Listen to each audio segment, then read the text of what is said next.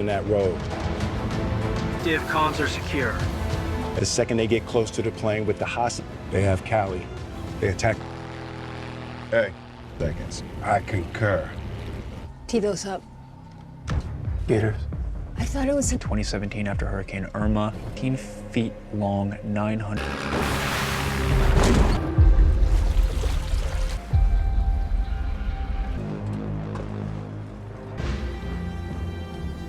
Hostages are coming out now.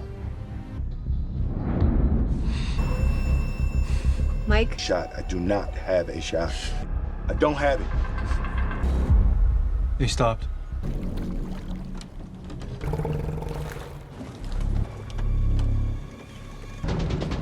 Armando, they're closing. Here.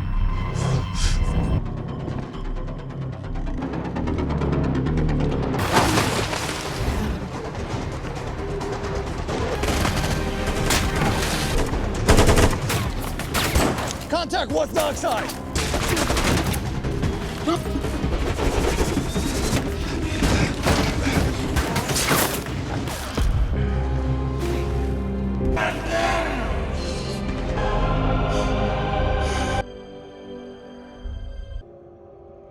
Not your fault.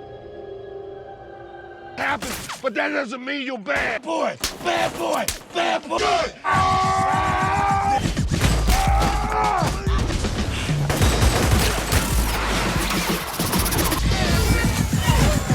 Sir, we're taking heavies. We Both lost. sides, let them in. Go. Comes the smoke.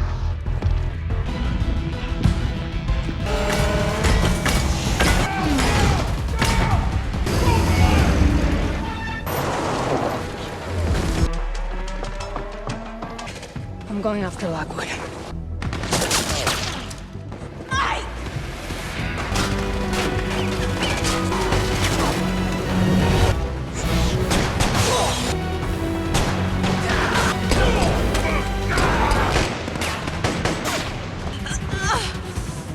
Nice to meet you, Mr. Lowrey.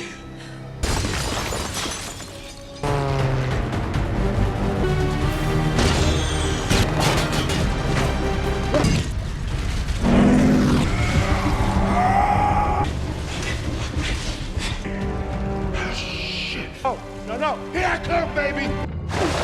Oh, shit.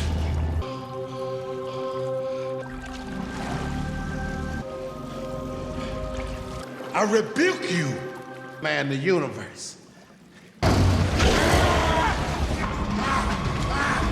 Racist, Mike. Go. That motherfucker right.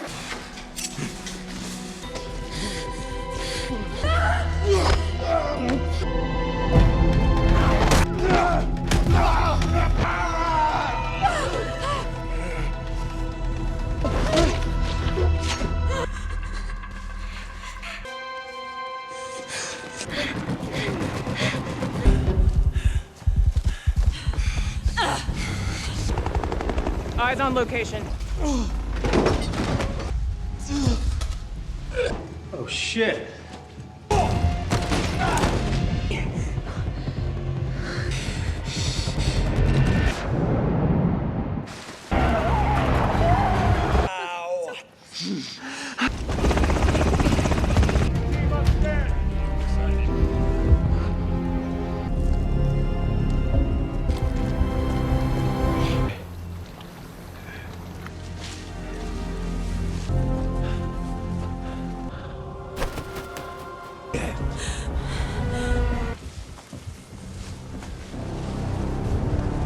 You.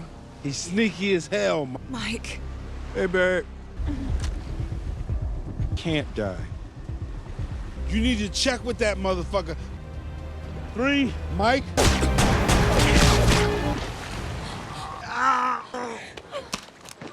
Yeah, shot me again. Let me look at it. I can take the shot. No, Mike, no. You see what you done devoted your life. Armando, do you copy? Don't be taking your time. Open the register. Fuck off. Look, if I'm not in that, we both are fucked. Marcus. Is that Skittles on the counter, Marcus? A hot dog, Marcus? You telling ass. Everybody shut the fuck up. Awesome. Marcus, get in the car. Sir, but I gotta go. You didn't have to shoot him, Mike. Aren't you the police? Other people look at you. Marcus! The thing is not good for you, baby. Shit. Oh, I don't know why.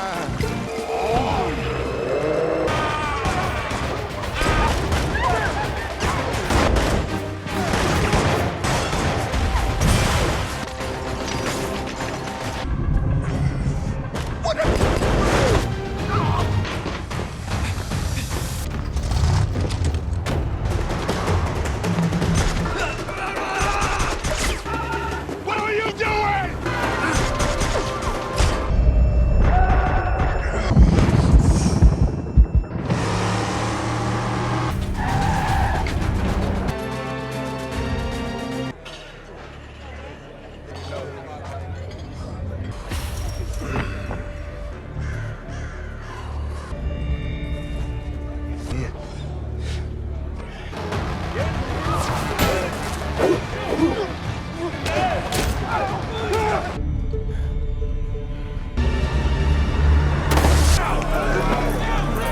Because Armando can prove that Captain Howard dead. Armando can ID the... Please surrender your firearms. It will... You good? Wasn't even gonna tell you this, but then you will stay. But shit, and maybe I'll be some. You miss your name, but you could just rest your eyes. You need some help with your seatbelt? No, This is Bronson. Other guys.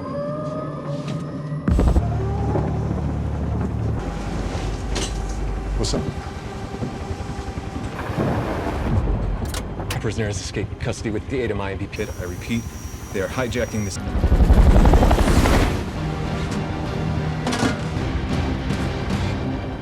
Go! Go! Get fired!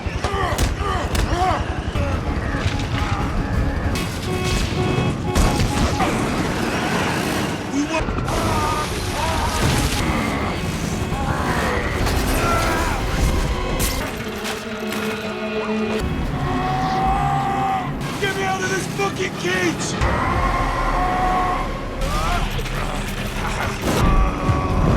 It's too...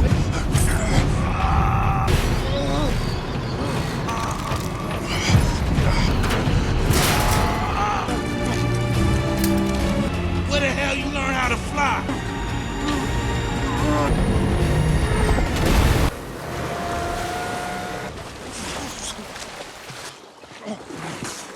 Did not, Marcus. I told you she didn't... Hey, Armando. Motherfucker, holla at me. Got a tip. Positive. All right, you got to go wherever these men are taking us. In 5.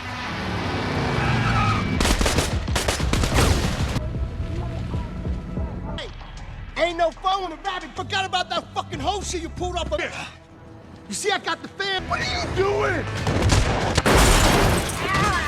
Go! Go! Flammable! How the hell am I supposed to... Everybody move! Shit! Now it's on it!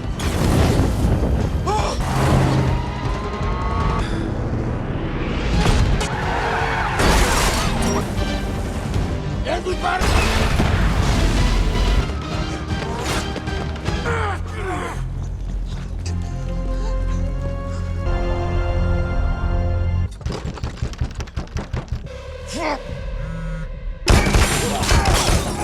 Damn!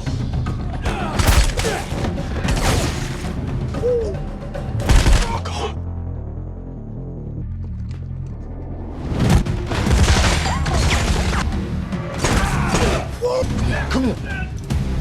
Oh! Me snacks is your snacks. You see that shit?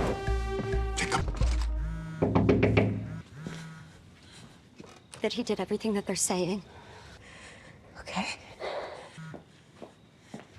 I've got Callie.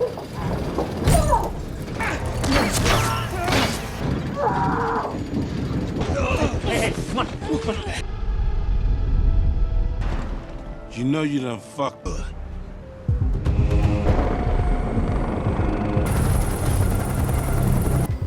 This is my private time, Mr. I need it to be cartel cash. Into, I have people who can handle legit. Come on.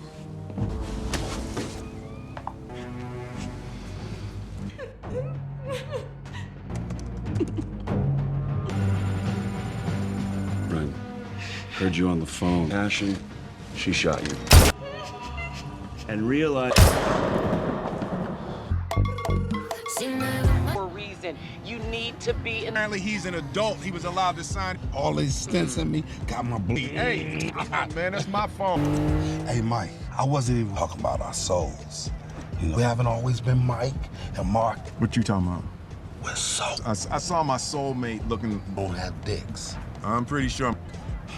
You know, I wasn't going. It's not that you're so. And I'm more like a mother's. Daddy. Look at that. Oh. You get it? Never felt better in my life. Just let me get some electrolytes. Okay, babe. He was on the roof. I was looking forward to my snacks, Reggie. You need to get a job. I'm a U.S. Marine. For your service. You thought I was. Yeah. Yes, sir. It's the doctor's order. Just sit your ass down somewhere, man. Look at me. Look at all survive. Well, It's under control. My tour of duty is. Dude, can you run a quick for me? Your ass no candy, man. Like my soul.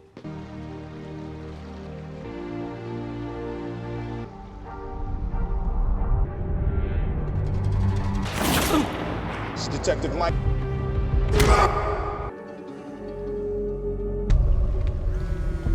Miami Police Department, and we now hotels. Plea, what time? Do you understand? A press conference, really? I'm sorry. I would have a job if it wasn't for Captain Howard. Vindication has turned up new evidence. Miami here. Events appear ran. Bud Grice, FBI, providing intelligence to a cartel moving. Up dead 2 weeks ago, shot by his account references offshore. Holler at you. You know, I dare you.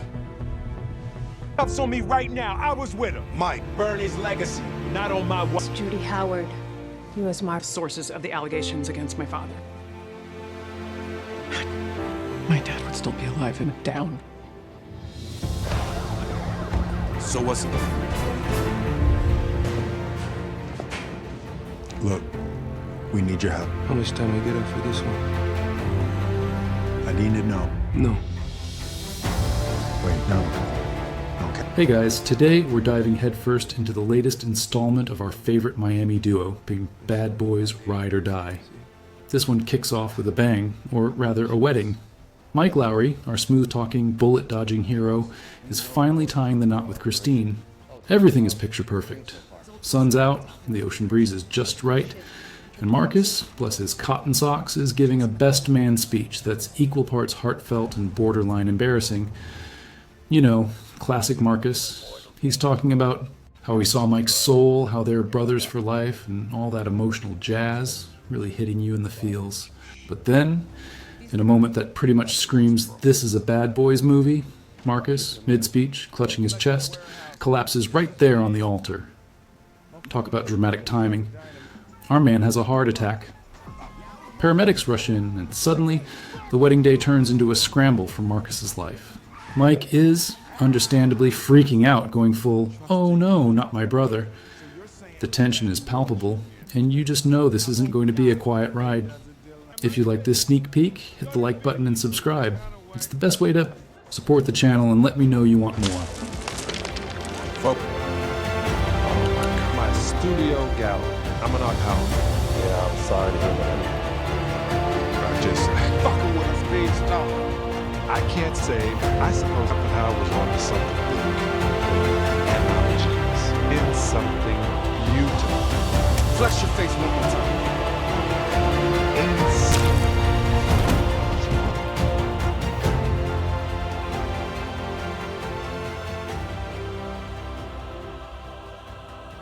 So, Marcus, ever the survivor, pulls through his heart attack, much to everyone's relief, especially Mike's. While he's laid up, recovering and probably demanding extra jello, Mike plays him a posthumous video message from their beloved Captain Howard. And let me tell you, This isn't just a miss you guys kind of message. Howard drops a bombshell, revealing a deep-seated conspiracy within the Miami PD, hinting that some serious dirty money and corruption are at play. He warns them, almost prophetically, that he's been targeted and that they should trust no one. The man basically recorded a Mission Impossible brief before he kicked the bucket. Classic Howard, always looking out, even from beyond. Before they can even fully process this shocking news, another twist hits. Captain Howard is publicly implicated as a drug kingpin, accused of being deep in the cartel's pockets. I mean, seriously? Our Captain Howard? The guy who basically invented by the book? Mike and Marcus are absolutely floored. This isn't just an insult. It's a direct challenge to everything they believe in and everything Howard stood for. You can almost hear the gears grinding in Mike's head. The uh-oh, here we go again. Look on his face. With Howard's name dragged through the mud and the entire department potentially compromised, Mike and Marcus know they can't just sit back and let this injustice stand. This isn't just about clearing a name, it's about vengeance and the truth. They immediately dive into their own off-the-books investigation because official channels are for rookies, right? Their first stop is a grimy, neon-soaked bar, the kind where you stick to the floor more than the criminals. They're meeting with a nervous, sweaty informant who looks like he's seen too many bad decisions. The atmosphere is thick with suspicion, the air buzzing with the low hum of desperation and cheap beer. Mike, ever the intimidating one, tries to extract information, while Marcus, true to form, probably throws in a philosophical life lesson or two, much to the informant's confusion. They're trying to understand who would benefit from framing. Howard, who had the motive and who had the reach to pull off such a sophisticated smear campaign. The informant, shaking like a leaf, gives them a few cryptic clues, enough to confirm their worst fears. This rabbit hole goes deep, and it's filled with some very dangerous characters. The initial clues point them toward a high-level money laundering operation connected to a major cartel, but the direct link to Howard is still murky, obscured by layers of deceit and fear. Following that initial, rather shaky lead, Mike and Marcus find themselves storming an abandoned warehouse. Because where else do bad guys stash their secrets? It's all creaky metal, dusty beams of light, and the ominous silence before chaos. But just as they think they have the upper hand, they're ambushed. Suddenly, it's a full-on brawl, the kind that makes your teeth ache just watching it. Thugs emerge from every shadow, wielding everything from wrenches to bad intentions. The sound design here is brilliant. You hear every crack of a punch, the grunt of effort, the metallic clang as someone gets introduced to a pipe. Mike is a whirlwind of precision, dodging and weaving, his moves as sharp as his tailored suits. Marcus, meanwhile, is a force of nature, maybe a little less graceful, but just as effective, probably still feeling the effects of his recent cardiac episode, but fueled by sheer righteous fury. They're fighting tooth and nail, the choreography tight and visceral, showing that even after all these years, these boys haven't lost a step. Or, they're just too stubborn to slow down. They managed to take down a good number of these guys, but not before they realize just how deeply entrenched this conspiracy is, and how many people are willing to kill to keep Howard's secret buried. Just when you thought things couldn't get any worse for our dynamic duo, they do. While they're out there trying to clear Howard's name, someone with serious access and even more serious malice is busy planting evidence that squarely implicates Mike and Marcus in Captain Howard's supposed illicit activities. Suddenly they're not just rogue cops, they're the prime suspects, labeled as partners in crime with a supposedly dirty captain. Talk about a double whammy. News channels are broadcasting their faces, flashing wanted signs, turning them into public enemies numbers. 1 and 2. The whole city thinks they've gone rogue, corrupted by power and greed. It's a classic bad boys trope, but it never gets old. Our heroes, against the world, hunted by the very system they swore to protect. The feeling of betrayal must be gut-wrenching, knowing their own department is chasing them. They quickly realize that staying put means getting caught and going to jail for something they didn't do. So, with no other choice, they go on the run. They're no longer just investigating. They're fighting for their freedom and their lives. The stakes have officially gone through the roof, and the metallic clang of handcuffs suddenly feels a lot closer. They're now true bad boys, but not in the way the song means it. Being on the run means you can't exactly waltz into police headquarters and ask for help. So Mike and Marcus have to rely on a small circle of trusted, or at least less untrusted, allies. Their first call, or rather their first clandestine meetup, is with Rita Cicada, a former flame of Mike's and a formidable police captain herself. They choose a discreet, shadowy location, the kind where you expect a spy exchange, not a friendly chat. The tension is thick. Rita is putting her career, and possibly her life, on the line just by talking to them. She's trying to navigate the political minefield within the department while also knowing deep down that Mike and Marcus are innocent. The conversation is loaded with unspoken words, cautious glances, and urgent whispers. She gives them some intel, a few breadcrumbs of information about the internal investigation, but it's clear she's walking a tightrope. They also briefly touch base with Dorn and Kelly, their tech-savvy junior partners who are now operating underground, trying to hack into secure databases and dig up dirt without getting caught. This scene really highlights the isolation and danger they face, showing that even their closest allies can only help so much without risking everything. In a truly shocking twist that nobody saw coming, Mike's incarcerated son, Armando Aretas, stages an audacious escape from a high-security prison transport. I mean, the guy's basically a walking, talking, highly dangerous plot device. He's already done time for killing Howard, albeit under duress, and now he's back.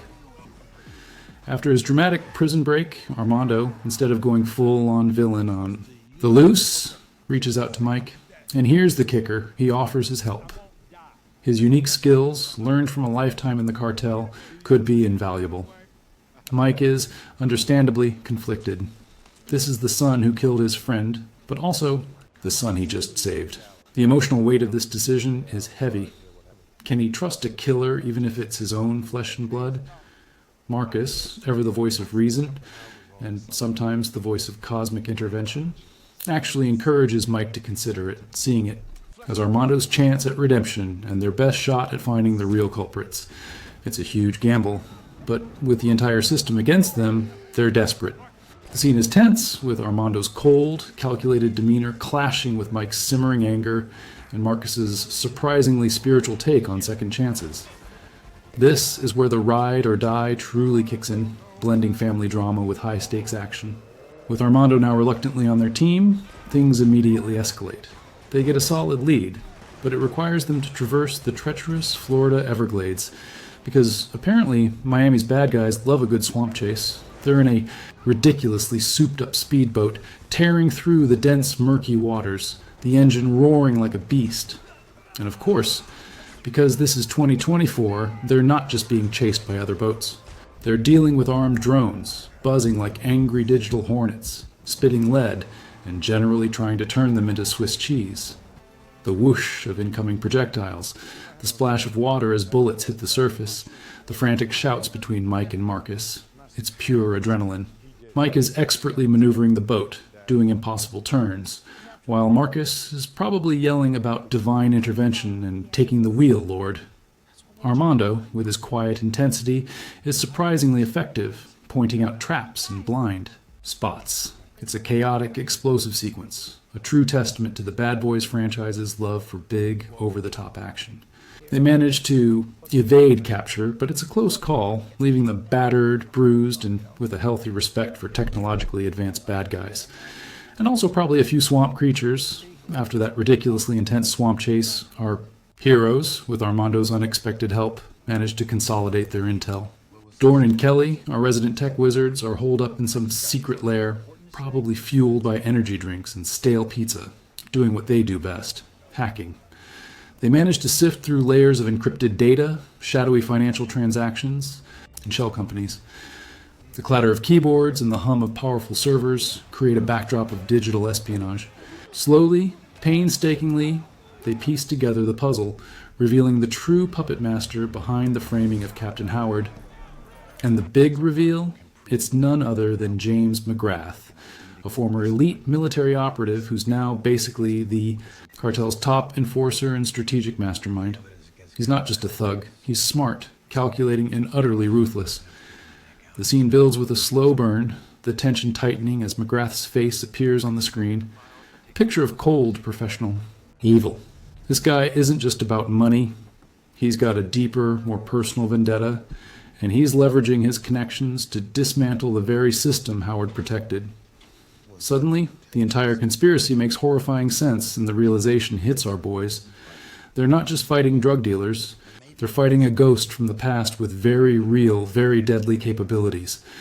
Turns out, McGrath isn't just a shadowy figure, he's got eyes and ears everywhere, just as Mike, Marcus, and Armando think they've got a moment to breathe in their supposed safe house, probably an abandoned industrial loft that smells faintly of desperation and bad decisions.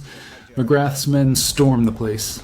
The quiet hum of a refrigerator is suddenly replaced by the shattering of glass and the thunderous beat of heavy boots. It's a sudden, brutal, and totally unexpected raid.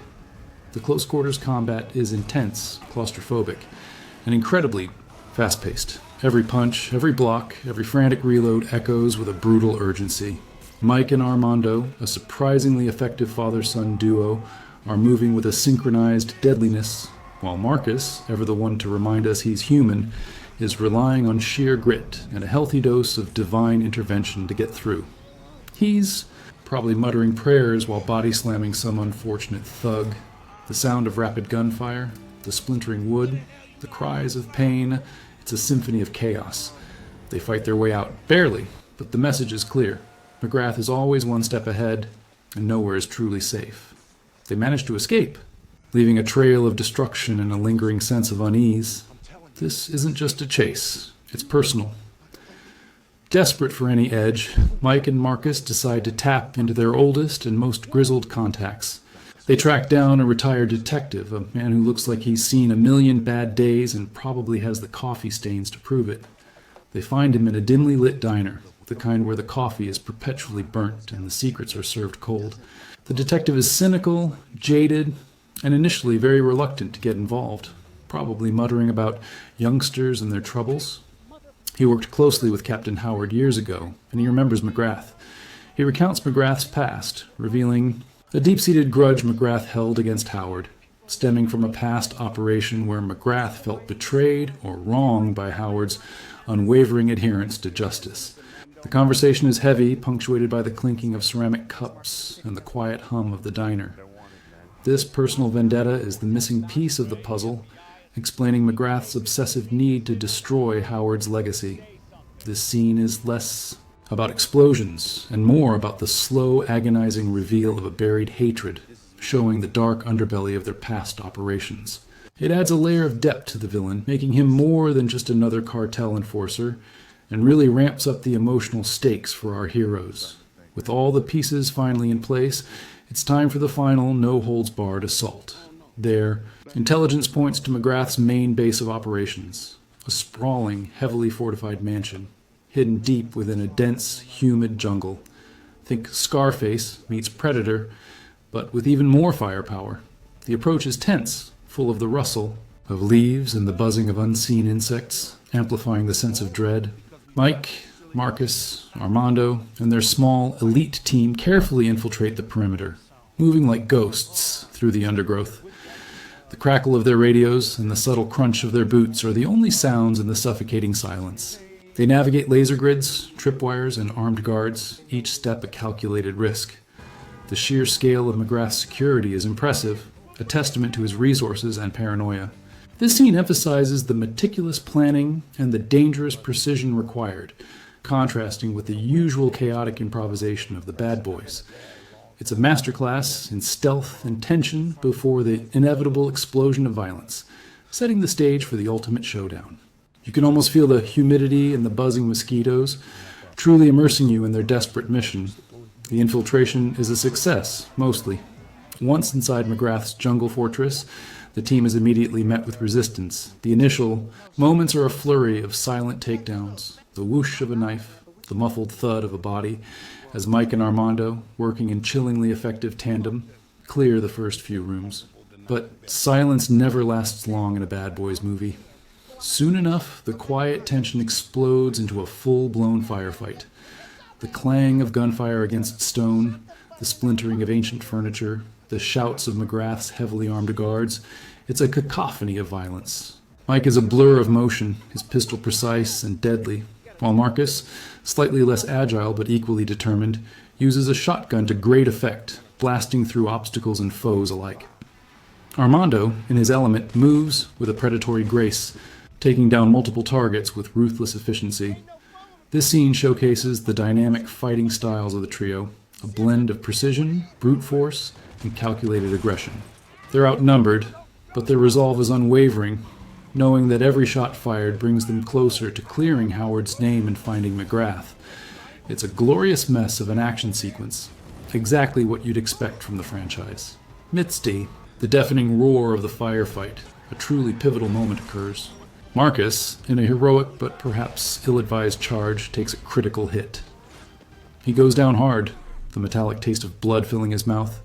Everything slows down, the sounds of battle fading into a muffled hum. As he lies there, seemingly at death's door, Marcus experiences a vivid, almost hallucinatory spiritual vision. He sees Captain Howard, not as a ghost, but as a guiding light, a reassuring presence.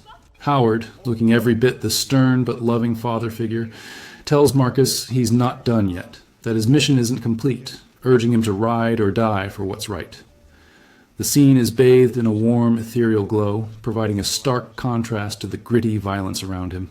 It's a classic Marcus moment, blending the absurd with the profound. He probably even debates theology with Howard for a second. This vision reignites Marcus's fighting spirit, giving him a burst of strength and renewed purpose. He claws his way back up, not just physically, but spiritually transformed, ready to finish the job. It's cheesy, it's inspiring, it's absolutely Bad Boys. After battling through what feels like an army of henchmen, Mike finally corners James McGrath. The showdown takes place in a grand, opulent room within the mansion, now scarred by bullet holes and debris. It's a personal, visceral confrontation that has been building since the very beginning. The air crackles with animosity and history. McGrath, with his calculated ruthlessness, is a formidable opponent, matching Mike's skill with a cold, professional brutality. It's not just a fight, it's a clash of ideologies. Mike's unwavering justice against McGrath's twisted vendetta. The hand-to-hand combat is incredibly choreographed, showcasing every punch, kick, and grapple with bone-jarring impact. The sounds of grunts, impacts, and desperate gasps fill the void left by the earlier gunshots. Mike pushes himself to his limits, fueled by his loyalty to Howard and his own sense of honor. He takes hits, delivers blows, and fights with a desperation that proves just how much this means to him. McGrath, surprisingly agile for a man with such a powerful physique, counters every move, making Mike truly earn his victory. The scene is a brutal ballet of aggression, with neither man holding back. This is the main event, the moment everyone's been waiting for, and it doesn't disappoint. While Mike is busy giving McGrath a much-needed attitude adjustment in the form of fisticuffs, Armando, still fighting his own battles nearby, spots a rogue henchman. This guy, probably one of McGrath's last loyalists, is sneaking up on a dazed and recovering Marcus, aiming for a cheap shot. The clack of the henchman's gun being readied is subtle, but it's enough for Armando. In a split second, a moment of pure, unadulterated instinct, Armando dives, intercepting the attack and taking down the henchman with a swift, brutal efficiency that only someone from his past could achieve. He doesn't just disarm him, he utterly neutralizes the threat, protecting Marcus without a second thought. This isn't just a tactical move, it's a profound moment of redemption for Armando. He's not just helping his father, he's actively saving the man who, despite everything, encouraged Mike to trust him. The look of surprise, then gratitude on Marcus's face speaks volumes, solidifying Armando's turn towards the light. It's a quiet but powerful act amidst the chaos, cementing his place, not as a villain, but as a complicated hero in this saga. The sound of the henchman's gun clattering to the floor, followed by the heavy thud of his body, underscores the finality of this moment. Well, you can't have a Bad Boys movie without things going spectacularly boom, right? As Mike finally, emphatically, deals with McGrath, and Armando secures the perimeter, the entire mansion begins to self-destruct. Maybe it was a booby trap. Maybe it was a disgruntled henchman who hit the wrong button.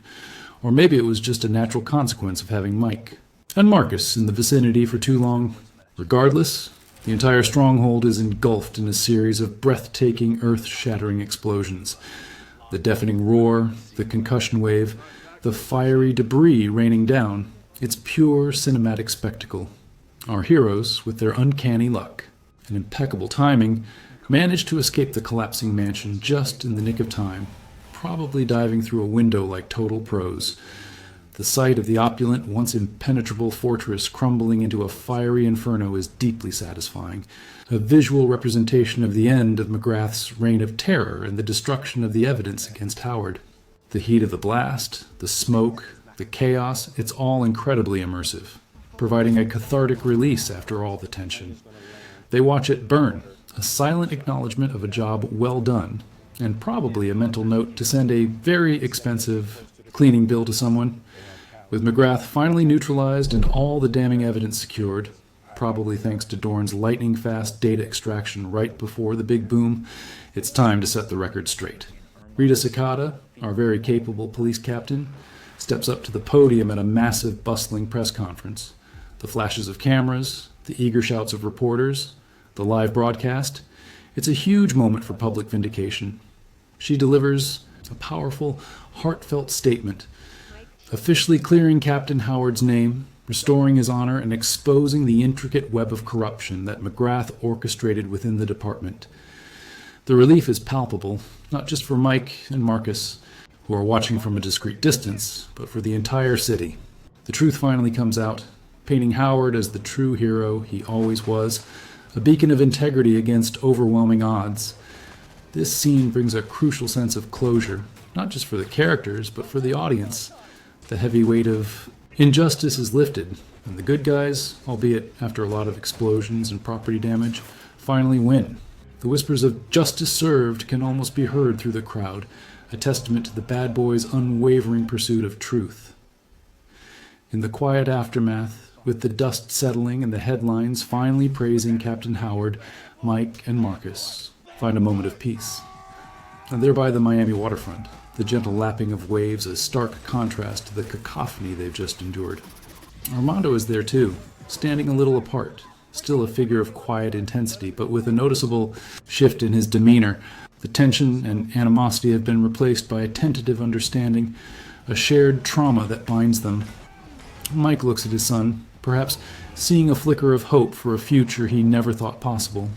Marcus, ever the philosopher, probably makes some profound statement about karma or the universe, reflecting on the heavy cost of justice. It's a moment of reflection, of processing the weight of their journey, the lives lost and the bonds strengthened. They've been through hell and back, faced betrayal from within, and fought against overwhelming odds. This scene is about the emotional toll, the quiet exhaustion after the storm, and the fragile hope for what comes next. It's a beautifully subdued moment that allows the characters and us to breathe, taking in the salty air and the enduring spirit of their brotherhood, even if it now includes a reformed hitman. As the sun sets over the Miami skyline, painting the sky in hues of orange and purple, Mike and Marcus stand together, their shoulders almost touching. Armando, having accepted his path, slips away, perhaps to start a new honest life, or at least a less criminal one. The bad boys, however, are forever intertwined. Mike and Marcus exchange a knowing glance, a silent affirmation that speaks volumes about their unbreakable bond. They've been through literally everything, from high-speed chases to heart attacks to clearing their dead captain's name, and they've always come out the other side, usually with a lot of property damage in their wake. They're more than just partners. They're brothers, forged in fire, sarcasm, and an inexplicable love for chaos.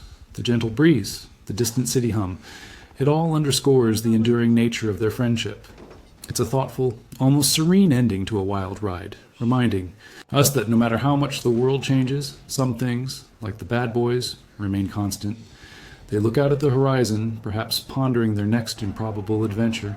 It's a moment of quiet strength, a subtle nod to their legacy, and an open invitation for future mayhem. And really, isn't that what we all secretly hope for? Another ride, another chance for them to say, "We ride together, we die together, bad boys for life."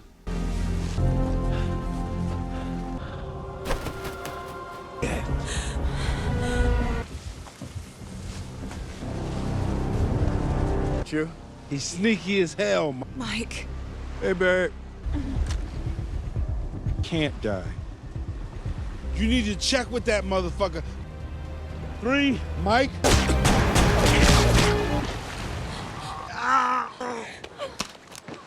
Yeah, shot me again. Let me look at it. I can take the shot. No, Mike, no. You see what you done devoted your life. Armando, do you copy? Away from her.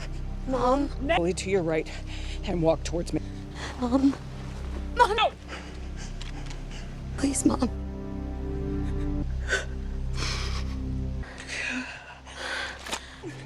Are you hit? I'm good.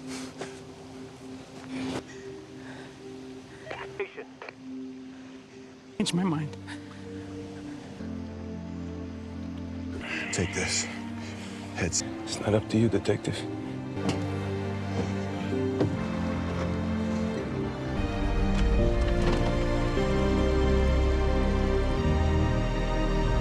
I need you to bring it to me now. In our next life, you coming back as a candidate Adam Lockwood and former armed Law enforcement and cartels. The Lake Captain House PD, the search for convicted killer. Keeper. Work on my grill skills. No, I'm looking on my grill. Your grill, The salad and set the table. ship in your mind, but I ain't the one. What you doing, Reggie? Permission denied, Reggie. Go ahead. You know what? All due respect. Here, Reggie. Yeah. Now back to... And I work this half, but is he still standing? Yeah. He think he chicken out here today. I'm gonna let that motherfucker cook the chicken. I'm weird in his eyes, so I'm gonna make the potato. If I changed up.